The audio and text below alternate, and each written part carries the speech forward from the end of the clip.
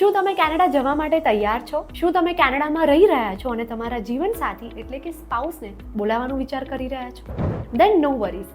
આજે આપણે વાત કરવા જઈ રહ્યા છીએ ઓપન વર્ક પરમિટના નવા નિયમો, જે 19 માર્ચ 2024થી લાગુ થઈ ચૂક્યા છે.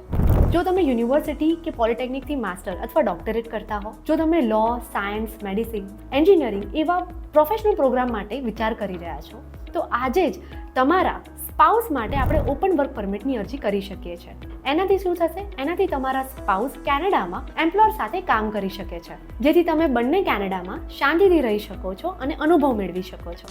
જો તમે 19 માર્ચ પહેલા અરજી કરી હોય તો તમારા પર આ નવા નિયમો લાગુ પડતા નથી, પરંતુ હજુ પણ તમારા સ્પાઉસ આ ઓપન વર્ક પરમિટ માટે અપ્લાય કરી શકે છે. આ ઉપરાંત ધ્યાનમાં રાખવા જેવી બાબતો એ છે કે 19 માર્ચ પછી જે વિદ્યાર્થીઓના સ્પાઉસને અરજી કરવી હોય પણ જેઓ પ્રોફેશનલ પ્રોગ્રામમાં નથી, તેના સ્પાઉસ હજુ પણ વિઝિટર વિઝા તરીકે અપ્લાય કરી શકે છે, જે ફેમિલી વિઝાથી થોડું અલગ પડે છે. પરંતુ આ કરવાથી તમારા જીવનસાથી સાથે તમને ક્વોલિટી ટાઈમ પસાર કરવાની તક મળે છે. જો તમને ઓપન વર્ક પરમિટ માટે વધુ માહિતી જોઈતી હોય તો આજે જ અમારા કન્સલ્ટન્ટને 7573-008-888 પર કોલ કરી શકો છો અને તમારા બધા સવાલોના જવાબ મેળવી શકો છો. તો રાહ શેની જોઈ રહ્યા છો? આજે જ અરજી કરો.